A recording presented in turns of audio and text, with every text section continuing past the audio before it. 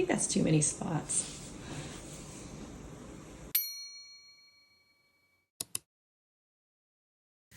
Hi friends, welcome back to my channel. Today I thought it'd be really fun to take you on a little crochet with me journey. Today I want to make a mushroom basket. And so in my bedroom I have a shelf where I have little mushroom baskets already. I recently just moved into a new place and I need to find new ways to decorate, but I also want to put some of my crochet on display, but kind of more in a minimalist, like a more subtle way. So I figured that if I could conceal my little speaker in a little crochet basket, I figured that'd be a really great way to make my bedroom more personal. I wanted to switch up the colors a bit. So the old basket that you saw earlier had a kind of beige-ish stem, and the lid was actually just a regular bright red with white spots. It's a very typical mushroom. A typical toadstool mushroom.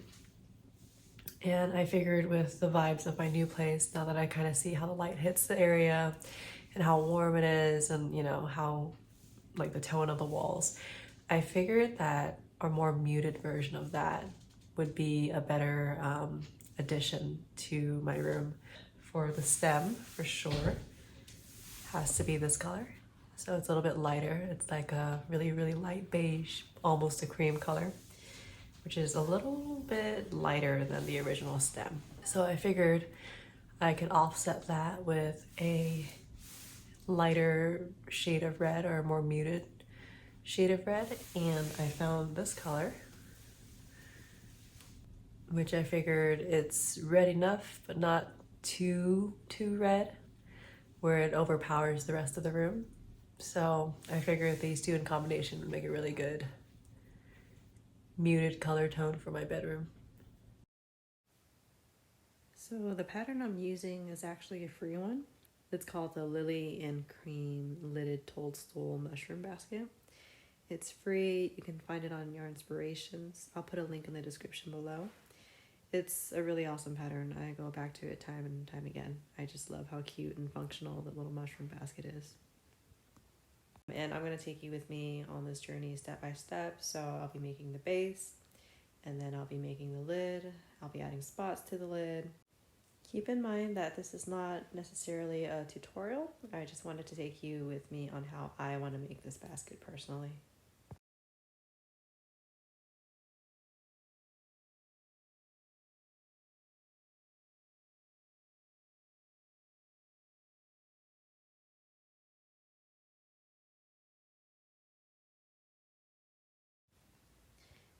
Let me know in the comments below if you recognize what character that stitch marker is. A hint is that he is a very lovable tiger. Hi guys, good morning.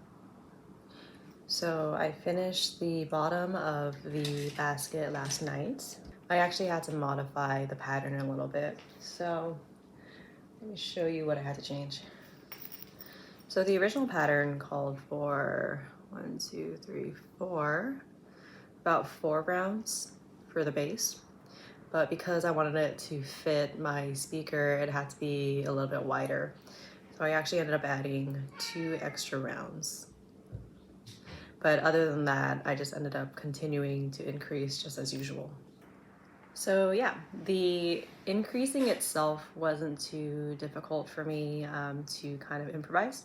So whenever you increase each row, it's usually a consistent number of stitches that get increased with it. Let's say the round tends to increase by 6 stitches every row, then you kind of just evenly add 6 stitches to each row. And I just continued that increase for 2 extra rows, and then I'll just keep going up consistently. I don't really have to change the rest of the pattern just because I made the base bigger. So that's the beauty of this particular basket pattern, is that it's super flexible in that kind of modification. Let's just keep crocheting together.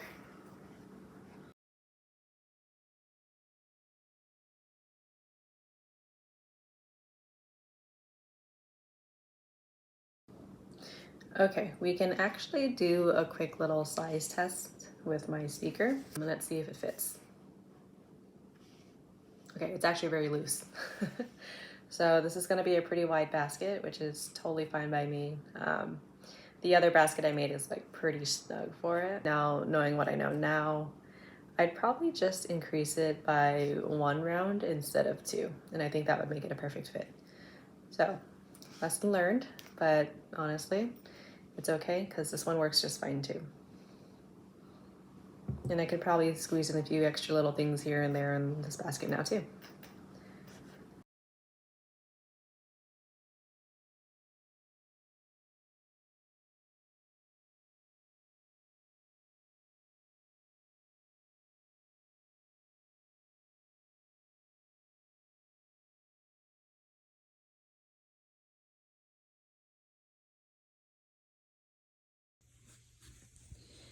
Okay guys, so I just finished the basket portion of the mushroom, and I'm about to do my last row.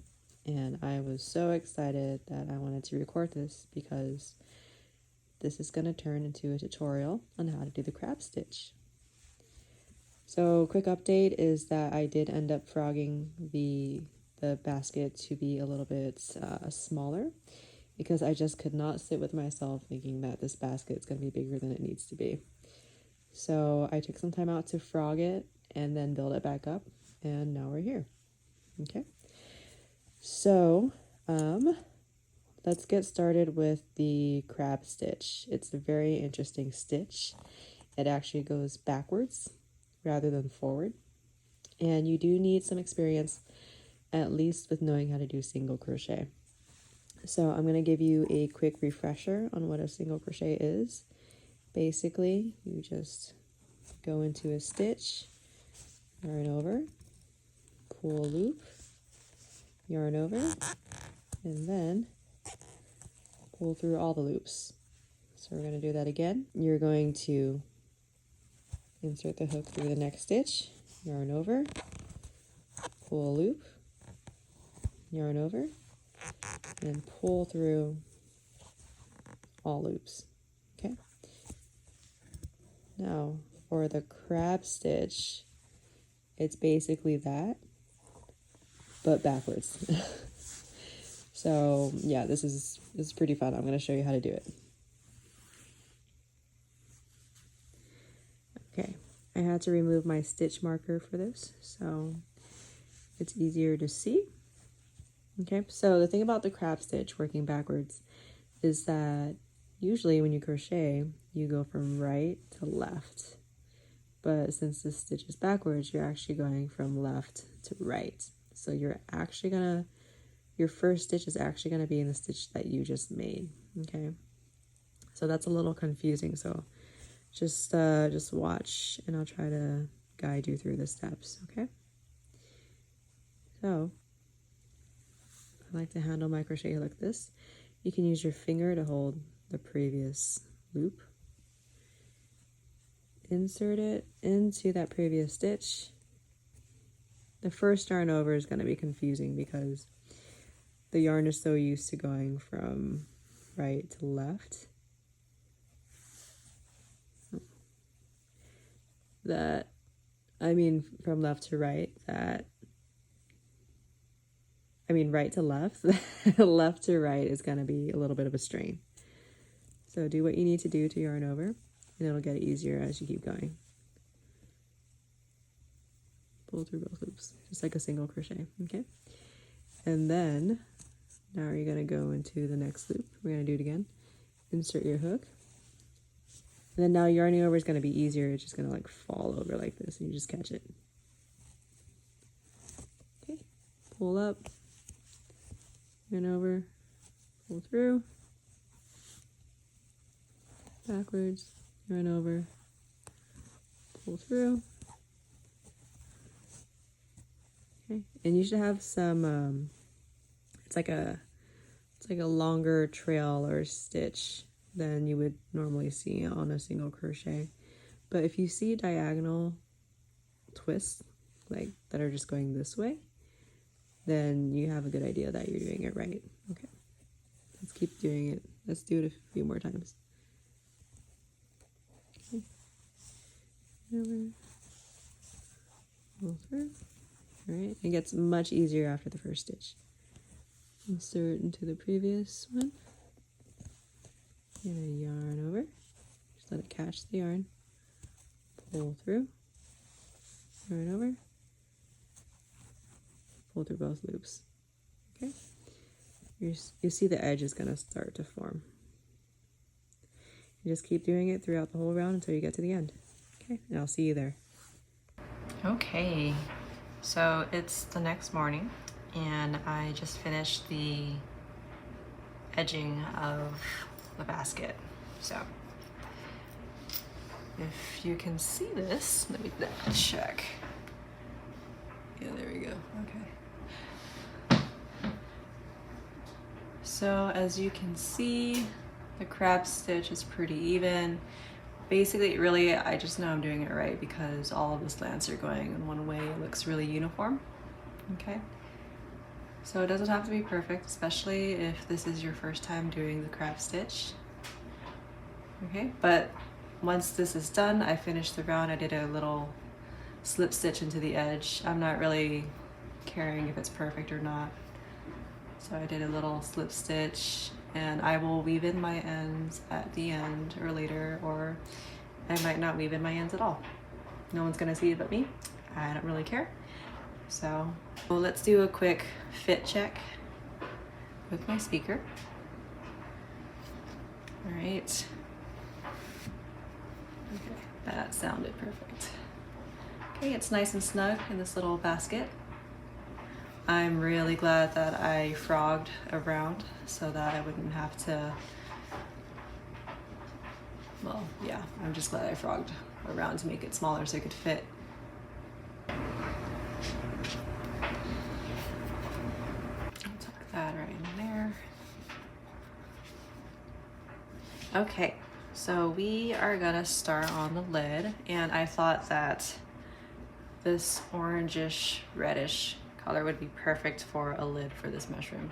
A solid red would be too strong, especially because the color of this mushroom stem is a little on the lighter side. So for comparison, the old one is right here. The older one, I had a red lid and it was pretty nice. So one thing I want to do with this lid that the instructions don't originally provide is having a little handle at the top of the lid. So kind of like that. You just pull it off from the top of the mushroom rather than the edges. Okay, so I've never done this before. We are going to learn together how we're going to do this, or if it's even possible at all. Okay, so the pattern is asking that I do 5 half double crochets in a loop. So that's 1, 2, 3, 4, about 5. Okay, and this is actually the right time where I would want to start installing the handle so that I can kind of get integrated into the lid rather than me trying to like pick it into the lid once it's all done and it's like really huge and it's a lot of fabric to kind of weave through. I could really really wiggle this in more easily rather than waiting till the end. So I want this hook, I want this little loop, this ring, to be right in the middle of my round, if I can. So let's find out together if we can do this. So it's got a little clamp thing here, which I'm gonna try to take advantage of to see if I can't make it work for me.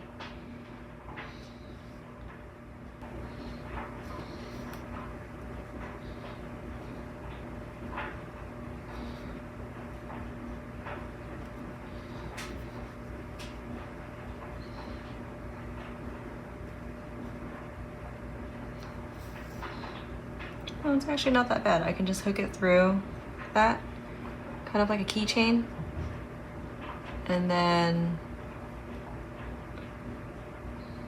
kind of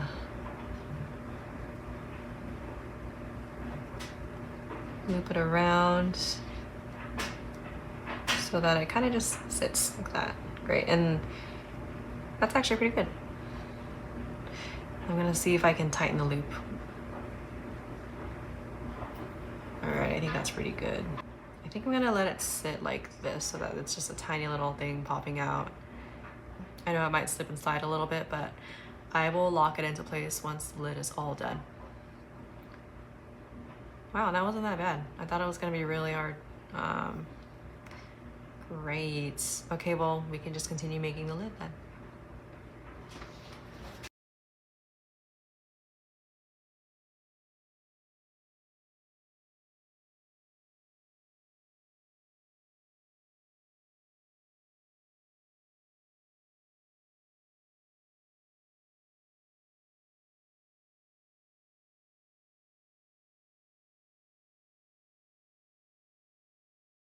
We are back with a finished mushroom lid. So I didn't modify this lid at all, even though I did modify the basket. And I definitely gauged it as I was going to see if I needed to modify the lid. I just decided that the lid was made big enough already to not need any adjustments for this. You can see that it's very mushroom top shaped, and this little metal knob at the top here is working just fine. I'm going to try to wrap some yarn around it at the end so that it kind of matches with the whole yarny look. Or I might just keep the metal. We'll see. I still need to add the spots to the top of the mushroom, but you can see that it looks very mushroom-like, and I'm very happy with it. I feel like the stem is a little long though. I think if I had to redo this, I would make it a little bit shorter. I would reduce the height by like a row or two. Or I might even make the lid a little bit bigger.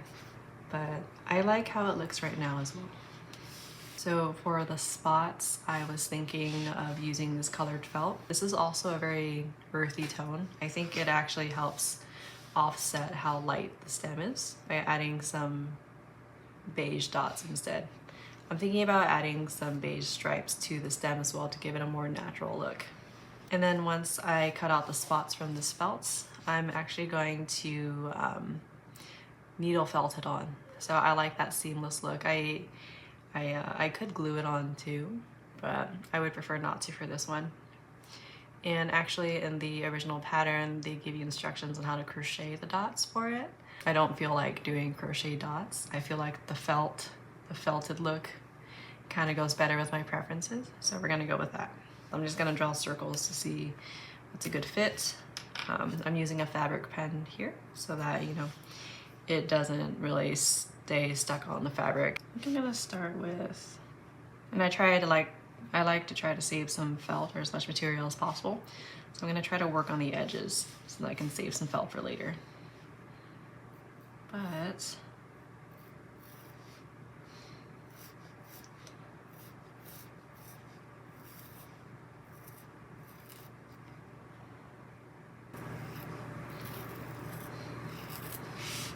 I think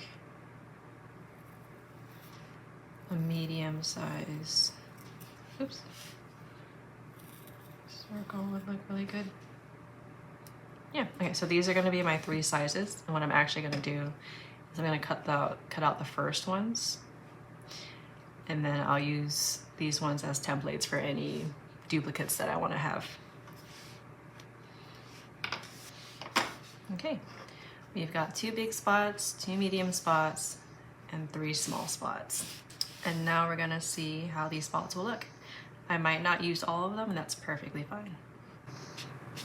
Okay.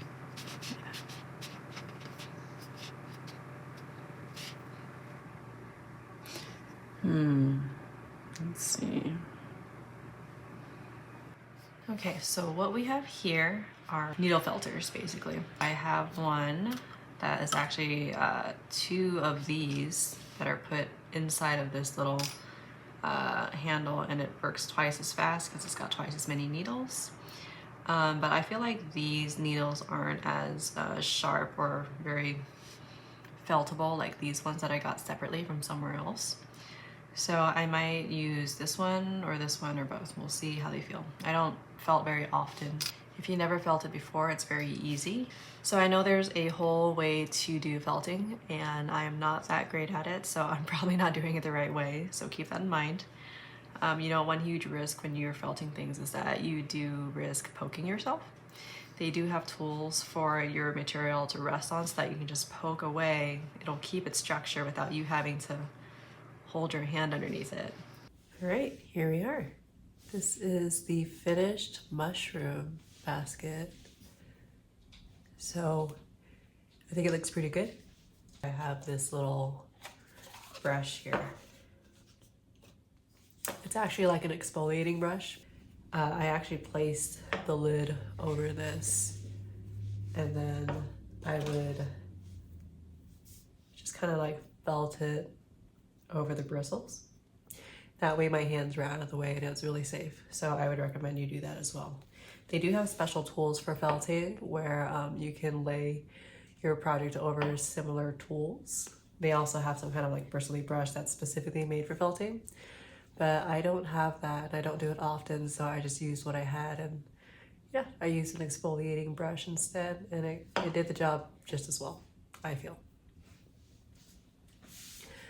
It can fit my speaker just fine.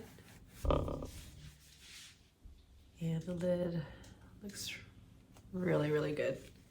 I think the spots were felted in just perfectly. I love the placement of all the dots. There we go.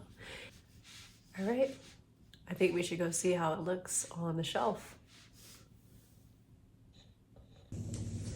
All right, let's see how it looks.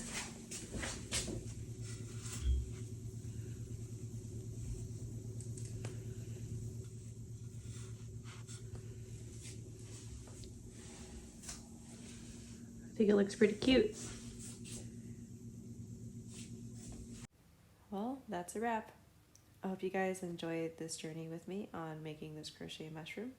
I had a lot of fun filming it and choosing the colors. If you want to see more content like this, let me know. Leave a comment below. If you like this video, feel free to share it with your friends or give it a like or a thumbs up. I'd really appreciate that.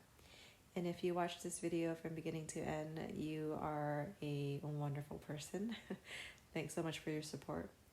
Thank you guys so much, and I will catch you in the next video. Bye.